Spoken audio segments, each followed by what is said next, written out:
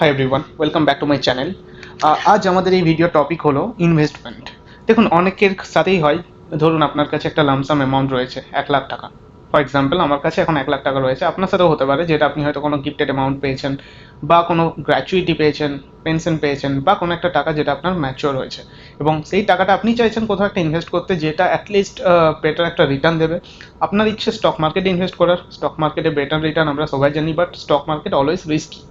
তো এই জন্য আমরা এখানে একটা ওভারঅল ইনভেস্টমেন্ট নিয়ে কথা বলবো, যে সেই টাকাটা আপনি কীভাবে মডারেট রিস্ক কনসিডার করে কীভাবে মার্কেটে ইনভেস্ট করবেন, এবং কোন কোন ইনস্ট্রুমেন্টের মধ্যে ইনভেস্ট করবেন যেটাতে আপনার রিস্কটা মিটিগেট হবে। আমি বলছি না 100% রিটার্ন দেবে, কারণ স্টক মার্কেটে যখনই আমরা কথা বলি সেখানে কোনো গ্যারান্টেড রিটার্ন থাকে না, বাট স্টিল সেখানে কিছু অ্যাসেট রয়েছে, কিছু ফান্ডস রয়েছে যেখানে রিস্ক কম, আপনি রিস্কটা মিটিগেট করতে পারবেন, এবং কীভাবে করবেন সেটা নিয়ে আজ এই ভিডিওতে কথা বলবো। তো লেটস স্টার্ট। সবচেয়ে ফার্স্ট আমরা দেখবো যে ইনভেস্টমেন্ট স্ট্র্যাটেজি আমাদের কী হবে। দেখুন, আপনার যদি প্রাইমারি ফোকাস এটা থাকে যে আপনি মডারেট রিস্ক নিতে চান, মানে আপনি চাইছেন যে আপনার ব্যালেন্স করতে গ্রোথ পোটেন্সিয়ালটাকে with capital preservation for steady return. আপনি টাকাটাও রাখতে চাইছেন এমন জায়গাতে যেখানে আপনি গ্রোথও পাবেন, বাট আপনার রিস্কও ওখানে একটা মডারেট রিস্ক থাকবে, এটাই আপনার মেন ফোকাস হবে। আর একটা স্টেডি রিটার্ন পাবেন, মানে খুব একটা হায়ার রিটার্নও না, বাট যেখানে আপনার অবভিয়াসলি রিস্ক একটু কম থাকবে। Steady return always make sense, কে হ্যাঁ, আপনি একটা স্টেডি রিটার্ন চাইছেন যেখানে মোটামুটি খুব একটা আপ অ্যান্ড ডাউন হবে না। তো এরকম জায়গায় আপনার মেন ফোকাস রয়েছে, এবং আপনি চাইছেন যে আপনি ডাইভার্সিফাই করতে চাইছেন। অবভিয়াসলি আপনি যদি কমপ্লিট আপনার টাকাটা ইকুইটি মার্কেটে ঢুকিয়ে দেন তাহলে হাই রিস্ক হবে। হতে পারে সেটা লার্জ ক্যাপেও যদি রাখেন, স্টেবল কোম্পানিতেও যদি রাখেন, বাট মার্কেটে হাজার রকমের নিউজ রয়েছে যেগুলোতে মার্কেট খুব ডিপলি রিয়্যাক্ট করে। তো এরকম সিচুয়েশনে আপনাকে কখনো কখনো মার্কেট ডাউন টাইমেও আপনাকে কমপ্লিটলি বসে দেখতে হবে সেই সিচুয়েশনটাকে। বাট এটা বলছি না যে আপনার যদি টাকা অন্য কোথাও রাখেন সেখানে হবে না। স্টক মার্কেট মানেই 100% সেখানে আপ অ্যান্ড ডাউন আসবে, বাট স্টিল সেখানে অপশন রয়েছে, আপনি ডাইভার্সিফাই করতে পারেন।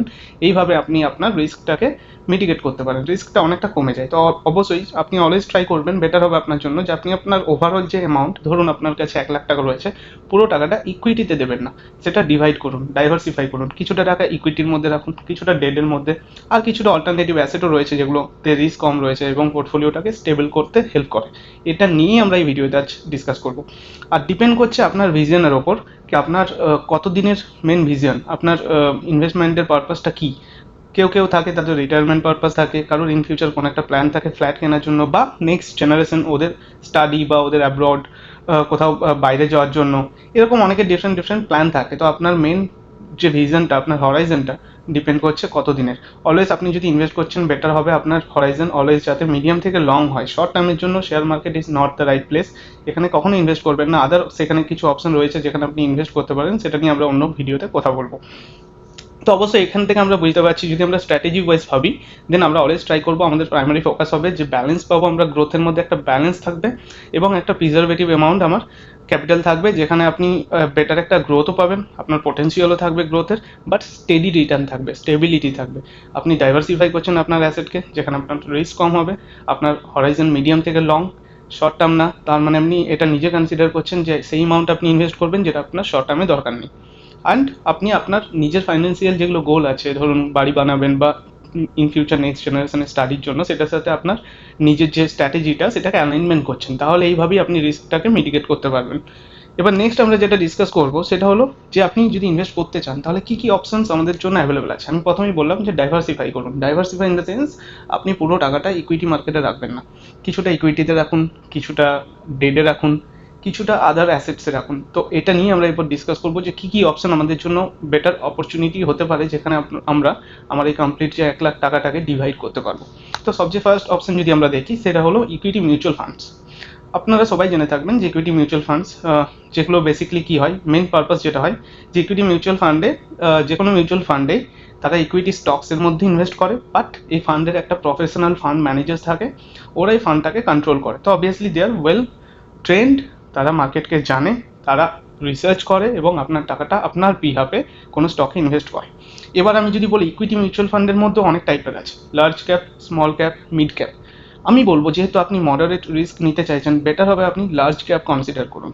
কারণ লার্জ ক্যাপ কোম্পানিজ হলো এগুলোই যেগুলো স্টেবল আছে, এতটা আপ অ্যান্ড ডাউন হয় না। আপনি নোটিস করে দেখবেন স্মল ক্যাপ কোম্পানিজ যেগুলো হয়, সেগুলোতে মার্কেটে কোনো ছোটোখাটো নিউজ এলে খুব বাজেভাবে রিঅ্যাক্ট করে। একদিন হয়তো 10% ডাউন, 20% ডাউন, তো লার্জ ক্যাপের মধ্যে এটা আপনি খুব কম দেখতে পাবেন, কারণ সেই সব কোম্পানিগুলো অলরেডি একটা ভ্যালুয়েশন ওয়াইজ গ্রো করেছে এবং তাদের মধ্যে একটা স্টেবিলিটি চলে এসছে। তো আপনি ইদার লার্জ ক্যাপ সিলেক্ট করতে পারেন এবং সাথে সাথে আপনি balance and hybrid funds deploy. Balance and hybrid fund কোনগুলো? কিছু ফান্ড আছে যেগুলোতে ওরা নিজেরা কম্বাইন করে টাকাটা আপনার ইনভেস্ট করে। তো ধরুন ওরা নিজেরাই ওখানে ডিভাইড করে দেয় আপনার টাকাটাকে ইকুইটি ডেট। এতে কি হয়, আপনার টাকাটা অটোমেটিক্যালি দুটো সেগমেন্টে ডিভাইড হয়ে গেল। এবার ধরুন এখন ইকুইটি মার্কেট কিছুটা ডাউন চলছে বা মার্কেটের এখন পোটেন্সিয়াল নেই সেইভাবে আপে যাওয়ার, বা মার্কেট অল টাইম হাই চলছে, তখন ফান্ড ম্যানেজার্সরা কী করে, আপনার টাকার কিছুটা অংশ অটোমেটিক্যালি ডেটের দিকে বেশি করে মুভ করে, কারণ ওনারা মার্কেটের মধ্যে সেই টাইমে অপরচুনিটি দেখতে পান না। তো এইভাবেই ওরা কী করেন, আপনার বিহাফে আপনার ফান্ডটাকে ম্যানেজ করেন এবং এই ফান্ডে কমপ্লিটলি আপনার টাকাটা ইকুইটি এবং ডেটের মধ্যে ডিভাইড হয়ে থাকে অটোমেটিক্যালি। তাহলে কী হবে, আপনার রিস্কটাও রিডিউস হয়ে যাবে এবং আপনি গ্রোথটাও ক্যাপচার করতে পারবেন, কারণ অবভিয়াসলি আপনি ইকুইটিতে স্টিল টাকা রাখছেন বাট ডেটকেও ইন প্যারালাল রাখছেন আপনার রিস্কটাকে ব্যালেন্স করার জন্য। এখানে কি হয়, বেনিফিটস কি থাকে ইনভেস্টারদের জন্য? আপনি অবভিয়াসলি ডাইভার্সিফিকেশন করতে পারবেন, লিকুইডিটি পাবেন, আপনি যখন চাইবেন টাকাটাকে ইমিডিয়েট উইথড্র করতে পারবেন এবং আপনার টাকাটা কোনো একটা প্রফেশনালরা ম্যানেজ করছে, তো আপনাকে রিস্ক নিতে হবে না, আপনাকে মার্কেটকে টাইম দিতে হবে না, ডে অ্যান্ড নাইট আপনাকে মার্কেট বিহেভিয়ারকে নোটিস করতে হবে না যে মার্কেট কোথায় চলছে। আপনি জাস্ট টাকাটাকে রেখে আপনি ওকে ব্যালেন্স করতে দিন। আপনার যে প্রফেশনাল ম্যানেজার রয়েছে তারা তার পরিবর্তে একটা সামান্য এক্সপেন্স রেশিও হয়তো ডিডাক্ট করছে সেই ফান্ডকে ম্যানেজ করার জন্য, বাট তার পরিবর্তে তারা ওভারঅল টেনশনটা আপনার বিহাফে নেবে। তো এই অপশন আপনি সিলেক্ট করতে পারেন। ইকুইটি মিউচুয়াল ফান্ড একটা আমাদের বেটার অপশন হতে পারে সবচেয়ে ফার্স্ট, যেখানে আমি যদি পার্সোনালি 1 লাখ টাকা ইনভেস্ট করতে চাই, দেন আমি 50% টাকা আমি প্রেফার করবো পার্সোনালি ইকুইটি মিউচুয়াল ফান্ডে ফেলার জন্য। বাট এগেন এটা ডিপেন্ড করছে আপনার রিস্ক অ্যাপিটাইট অনুযায়ী, কারণ শেয়ার মার্কেটে কোনো দিনই 100% গ্যারান্টেড রিটার্ন হয় না, বাট আমরা অলওয়েজ পাস্ট রিটার্নকে দেখে ফিউচার রিটার্নকে এক্সপেক্ট করি এবং মার্কেটের সিচুয়েশনকে দেখে। নেক্সট আমরা যেটা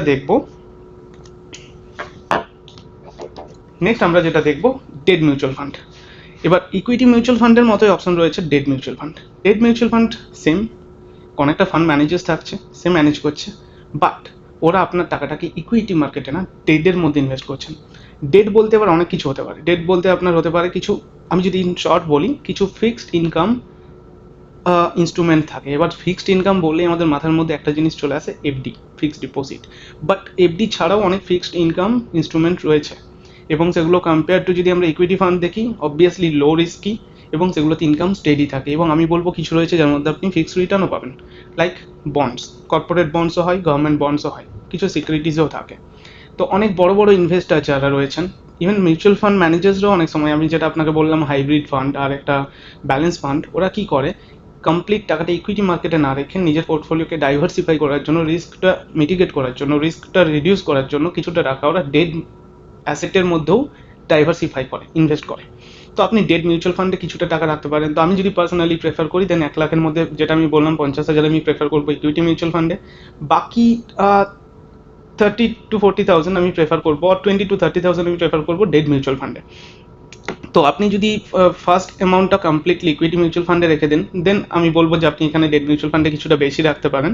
বাট আপনি যদি ওখানে ফার্স্ট অপশন যেটা দেখালাম ইকুইটি মিউচুয়াল ফান্ড, ওখানে যদি আপনি আপনার টাকা ব্যালেন্স বা হাইব্রিড ফান্ডে রাখেন, দেন অলরেডি আপনি ওই ফান্ডের মধ্যে ডেটের এক্সপোজার পেয়ে যাচ্ছেন। সেই ক্ষেত্রে আপনি ডেট মিউচুয়াল ফান্ডে কিছুটা কম রাখতে পারেন। এবার এইতে ইনভেস্টমেন্ট বেনিফিটস কী হয়, একটা ট্যাক্স এফিসিয়েন্সি আপনি পান। ডেট মিউচুয়াল ফান্ড অফার করে tax efficiency, capital preservation and flexibility with expected return between 6 to 8% annually, which is fair enough.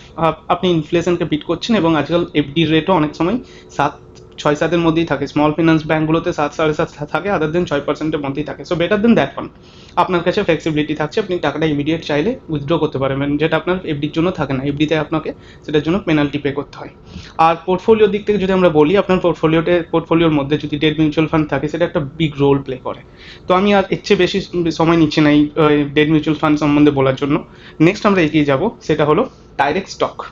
এবার অনেকেই থাকবেন, তাদের মনের মধ্যে এটাই হবেন যে আমি পুরোটাই প্রফেশনাল ম্যানেজার্সদের হাতে কেন ছাড়বো, আমি নিজেও কিছুটা ডাইরেক্ট স্টকের এক্সপোজার নিতে চাই। দেখুন, ডাইরেক্ট স্টক একমাত্র জিনিস যেটা আপনাকে কিন্তু সবচেয়ে বেশি বড়লোক বানাতে পারে, বাট আপনাকে একদম জিরোতেও নিয়ে আসতে পারে। বিকজ একটা স্টক 1 বছরে এমনও হয় যে আমরা দেখেছি 5 বছরে একটা স্টক 500 টাইমস রিটার্ন দিয়েছে। বাট খুব ডিফিকাল্ট ওই স্টকটাকে আগে থেকে আইডেন্টিফাই করা কি ওই স্টকটা আজ থেকে 5 বছর বাদ কেমন বিহেভ করবে। তো অনেকেরই ইচ্ছে হয় যে ডাইরেক্ট স্টকের এক্সপোজার নেওয়া, আমি মিউচুয়াল ফান্ডে রাখবো না, আমি ডেট ফান্ডে রাখবো না, but that is always too much risky. আপনার রিস্ক খুবই বেড়ে যাবে, কারণ আপনাকে অলওয়েজ এই স্টকটার সাথে রিলেটিভ যে নিউজ চলছে সব কিছু নোটিস রাখতে হবে।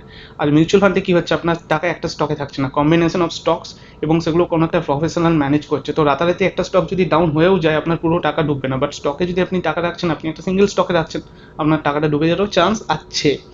বাট আপনি চাইলে কিছু স্পেসিফিক স্টক, আমি প্রেফার করব কিছু ফোকাস করুন ব্লু চিপ স্টকসে, এবং আপনি প্রত্যেকটা সেক্টরে আপনি ইনভেস্ট করুন। এটা না শুধু আইটি সেক্টরে করবেন, এফএমসিজি সেক্টরে করুন, ব্যাঙ্কিং সেক্টরে করুন, কারণ কোনো একটা সেক্টর খারাপ গেলে কোনো একটা সেক্টর ভালো হবে। তো এইভাবেও টাকাটা আপনি ডাইভার্সিফাই করুন এবং সেই সব কোম্পানিগুলোকে চুজ করুন যেগুলো অলওয়েজ স্টেবল। মানে আমি যদি ব্যাঙ্কিং সেক্টরের কথা বলি, তাহলে আপনি এইচডিএফসি ব্যাঙ্ক দেখতে পাবেন, যে কোনো মিউচুয়াল ফান্ডের হোল্ডিং লিস্টে আপনি এইচডিএফসি ব্যাঙ্কে পেয়ে যাবেন। এফএমসিজির মধ্যে যদি আপনি দেখেন, নেসলে আপনি পেয়ে যাবেন, Hindustan Unilever limited HUL। IT সেক্টরের মধ্যে আপনি ইনফোসিস TCS পেয়ে যাবেন। যে কোনো মিউচুয়াল ফান্ড তুলে নিন, আপনি ওদের হোল্ডিং লিস্টে যান, এদের মেজরিটি অফ আপনি হোল্ডিং পাবেন। তো এরা বেটার কোম্পানিজ, এরা অলরেডি স্টেবল।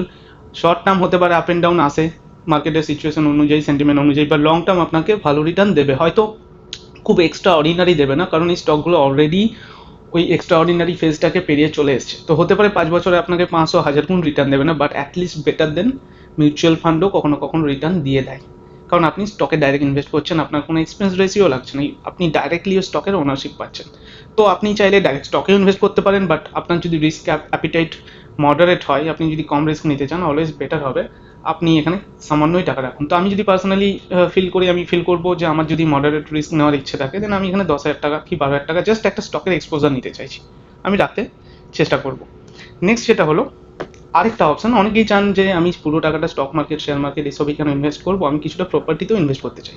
বাট প্রপার্টির কথা যখনই মাথায় আসে, অনেকের জন্য এটা ডিস্টার্বেন্স ফিল হয় যে আমি তো ওয়ার্কিং প্রফেশনাল, আমি কি করে যাব ল্যান্ড কিনতে, বা ল্যান্ড কিনতে গেলে সেটা অরিজিনালি ডকুমেন্ট ঠিক কিনা, বা যা থ্রু কিনছি সে বিশ্বাসযোগ্য কিনা, হতে পারে আমি ফেসে যাব, বা আজকে ল্যান্ড কিনলাম, কালকে কোনো রকম সেখানে কোনো একটা প্রবলেম বেরিয়ে গেল, কোনো একটা কিছু একটা বেরিয়ে গেল যেটাতে আমি সেল করতে পারলাম না, লিকুইডিটি রইলো না। বেস্ট অপশন আপনি স্টিল প্রপার্টিতে ইনভেস্ট করতে পারেন। তার জন্য আপনার এখন অপশন অ্যাভেলেবল রয়েছে REITs অ্যান্ড INVITs। এগুলো হলো আপনার kind of real estate kind of স্টকের মতো, এগুলো আপনি কেনাবেচা করতে পারেন। আপনি যদি জিরোদা প্ল্যাটফর্মে যান, আপনি পেয়ে যাবেন। এগুলো IPOর মতো লিস্টিংও হয় যখন অ্যাভেলেবেল থাকে।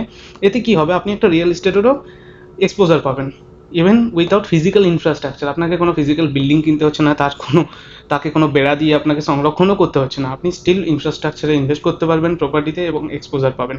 এবং এর রিটার্নের যদি কথা বলি, একটা রেগুলার কাইন্ড অফ ডিভিডেন্ড আপনি পাবেন। কারণ দেখুন, একটা প্রপার্টিতে ইনভেস্ট করা মানে অবশ্যই আপনি প্রপার্টির রেন্ট তো পাচ্ছেন, সাথে সাথে প্রপার্টির যে ভ্যালুয়েশনটা ইনক্রিজ হচ্ছে, ধরুন যে আপনি প্রপার্টিটা আজকে কিনেছেন তার তো ভ্যালু বাড়ছে, তো অ্যাসেটের যে অ্যাপ্রিসিয়েশন ভ্যালুটা সেটাও পাচ্ছেন।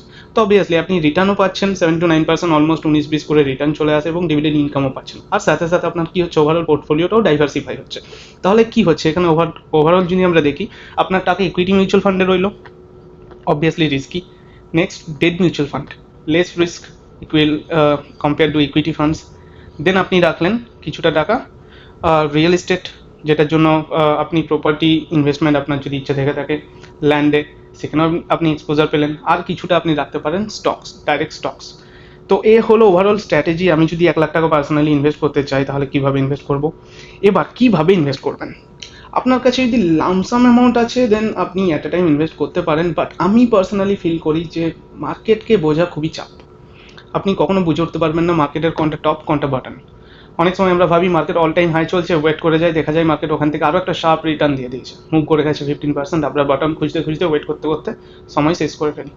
তো বেটার হলো আপনি এসআইপি চুজ করুন। এসআইপি নিয়ে আমি খুব একটা বেশি বলবো না, আপনি দেখে নিতে পারেন আমার স্ক্রিনে, কারণ এসআইপি নিয়ে আমি অলরেডি একটা সেপারেট ভিডিও বানিয়েছি। বাট একটাই জিনিস বলবো, এসআইপি হলো একটা ডিসিপ্লিন মেথড। আপনি যদি খুব র্যান্ডমলি স্টকে এখানে ওখানে ইনভেস্ট করছেন, তুলে নিচ্ছেন, এবং ফের একটা টাইম পরে ফ্রাস্ট্রেটেড ফিল করছেন যে না হয়ে উঠছে না, যেখানেই যাচ্ছি সেখানেই আমি লস খাচ্ছি, আমি বলবো আপনি এসআইপি স্টার্ট করুন। এটা আপনার ফিউচার চেঞ্জ করে দিতে পারে। একটা ডিসিপ্লিন মেথড, একটা সার্টেন অ্যামাউন্ট আপনি ফিক্স করে ফেলুন যে আমি আমার স্যালারি এত, এর মধ্যে আমি এতটা পার্সেন্ট আমি অ্যামাউন্ট এখানে ইনভেস্ট করবো, সেটা এসআইপি ওয়াইজ ইনভেস্ট করবো। তো অটোমেটিকলি মান্থের একটা ডেট সিলেক্ট করুন, আপনার ওই অ্যামাউন্ট অটোমেটিকলি মান্থে কেটে যাবে। এবং দেখতে দেখতে আপনাকে মার্কেটকে টাইমও দিতে হবে না, মার্কেট কোথায় চলছে সেটাও দেখতে হবে না। আপনার কি হবে, যেটা সবচেয়ে বেশি অ্যাডভান্টেজ, আপনার কস্ট অ্যাভারেজিং হবে। কি হবে এতে, আপনি ডিফারেন্ট এনএভি পাবেন। ধরুন আজকে মার্কেটের ভ্যালু নিফটি 50, ধরুন কথার কথা 100 টাকা, কালকে 120 টাকা, পরের মান্থে 130 টাকা, তারপরের মান্থে আবার 80 টাকা, ডাউন টাইম। আজকে যদি আপনি পুরো লামসাম অ্যামাউন্ট ইনভেস্ট করে দিন, যখন মার্কেট 80 টাকায় চলে আসবে আপনার খুবই আফসোস লাগবে যে বেটার হতো আমি এখন ইনভেস্ট করতাম। বাট আপনি যদি এসআইপি করেন কি হবেন, 4টা যে ভ্যালু তার এভারেজ করার পর যে ভ্যালুটা দাঁড়াবে সেটা আপনার এনএভি হবে। তো আপনার জন্য এই আফসোসের এরিয়াটা থাকলো না, আর আপনাকে অ্যাট এ টাইম অতটা টাকা দিতেও হলো না, যেটা সবার জন্য সম্ভব হয় না। বাট আপনি এসআইপি থ্রু আপনি 1000 টাকা 100 টাকার থেকেও আপনি এসআইপি করতে পারেন, এমন অপশন অ্যাভেলেবেল আছে। তো আপনার কস্ট অ্যাভারেজিং হয়ে যাচ্ছে। আরেকটা যেটা বেস্ট হলো, আপনি যদি লং টার্ম কন্টিনিউ করেন আপনি বুঝবেন কম্পাউন্ডিংয়ের পাওয়ার কী, পাওয়ার অফ কম্পাউন্ডিংটা আপনি ফিল করবেন। তো এইভাবে আপনি আপনার ওভারঅল যে অ্যামাউন্ট থাকবে, যেটা আপনার প্ল্যান হবে, সেটাকে এসআইপি থ্রু ইনভেস্ট করতে থাকুন এবং ডিফারেন্ট অ্যাসেটে ডাইভার্সিফাই করুন। তাতে কি হবে, আপনার রিস্ক যেটা সেটা কমে যাবে আর অটোমেটিকলি আপনার পোর্টফোলিও ডাইভার্সিফাই হয়ে থাকবে। হতে পারে কালকে ইকুইটি মার্কেট ডাউন যাচ্ছে, বাট আপনি জানবেন আপনার ডেডেও টাকা রাখা আছে, প্রপার্টিতেও রাখা আছে, ওখানে টাকা আপনার ব্যালেন্স করছে পোর্টফোলিওকে। হয়তো পরের দিন এটা হতে পারে যে ডেট মিউচুয়াল ফান্ড ডেট যে মার্কেট তার সিচুয়েশন একটু খারাপ চলছে। অনেক সময় কর্পোরেট বন্ডস এগুলো দেখবেন ইন্টারেস্ট একটু কমে যায় যখন মার্কেটে আরবিআই থেকে কোনো সার্টেন রুলস আসে, রেপো রেট এগুলোর উপর যখন ইম্প্যাক্ট হয়, বাট মেজর হয় না, বাট হয়, তখন আপনি দেখবেন ইকুইটি মার্কেট ভালো চলছে। তো এটাই বেস্ট, আপনি এইভাবে পোর্টফোলিও ডাইভার্সিফাই করতে পারেন।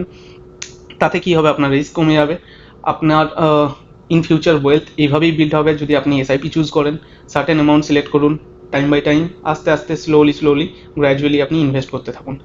আর আপনি স্টকেও করতে পারেন, স্টকে করলে অলওয়েজ বেস্ট। আপনি একটা টার্গেট নিয়ে স্টকে ঢুকবেন এবং লং টার্মের জন্য হলো বলবো আমি ছেড়ে দিন স্টক, বাট স্টক অলওয়েজ একটু আপনি ট্রাই করবেন ফোকাসে রাখতে যে কী হচ্ছে, কারণ আপনি ডাইরেক্ট স্টকে ইনভেস্ট করছেন, যে কোনো একটা সার্টেন নিউজ আমরা স্টককে মেজর ডাউন আনতে পারে। বাট আপনি যদি আগেন ডাইভার্সিফাই করেন দেন ওই রিস্কটা আমরা কমে যাবে। যেটা আমি বললাম, কোনো একটা পার্টিকুলার সেক্টরে করবেন না। ইউএসের কোনো একটা ব্যাড নিউজে আইটি সেক্টর ডাউন হয়, কিন্তু আপনি যদি এফএমসিজি ব্যাঙ্কিং সেক্টরেও টাকা রাখেন দেন আপনি দেখবেন ওই সেক্টরগুলো তখন আপনাকে প্রফিট দিচ্ছে। তো এইভাবে আপনার ওভারঅল রিস্কটা ডাইভার্সিফাই হবে। তো এই ছিল ওভারঅল একটা ফাইন্ডিংস যে আমরা কীভাবে ইনভেস্ট করব। এটা হলো সামারি। আপনি যেটা আমি অলরেডি বলে ফেললাম যে ডাইভার্সিফাই করুন, এসআইপি করুন, আপনার রিস্ক ম্যানেজমেন্ট হবে, আপনার ফাইন্যান্সিয়াল গোল যেটা আছে ইন ফিউচার আপনি কী জন্য ইনভেস্ট করছেন সেটার সাথে অ্যালাইনমেন্ট করুন আপনার ইনভেস্টমেন্টকে। আর ইন্ডিয়ান মার্কেট অপরচুনিটিকে অলওয়েজ মিস করবেন না, কারণ ইন্ডিয়া ইন ফিউচার একটা বেটার প্লেস ইনভেস্টমেন্টের জন্য আমি পার্সোনালি বিলিভ করি। এরকম ভিডিও পাওয়ার জন্য এই চ্যানেলটিকে ফলো করুন, সাবস্ক্রাইব করুন, সাথে থাকুন। Thank you.